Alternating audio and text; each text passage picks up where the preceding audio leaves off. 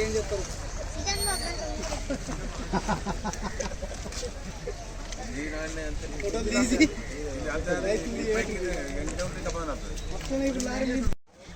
అకాల వర్షాల వలన జొన్నలు మార్కెట్ యార్డ్లో తీసుకొచ్చిన రైతులై పూర్తిగా తడిసిపోయినాయి. మరి ఆ తడిసిన ధాన్యాన్ని కూడా మన గౌరవ ముఖ్యమంత్రి గారు మొన్ననే వారం కింద తడిసిన ధాన్యాన్ని కానీ తడిసిన ఏ రైతు పండించిన ప్రతి పంటను కొనుగోలు చేస్తామని చెప్పడం జరిగింది. కాబట్టి రైతులు అధైర్యపడవద్దు. కాంగ్రెస్ పార్టీ ప్రభుత్వం మీకు అండగా ఉంటుంది.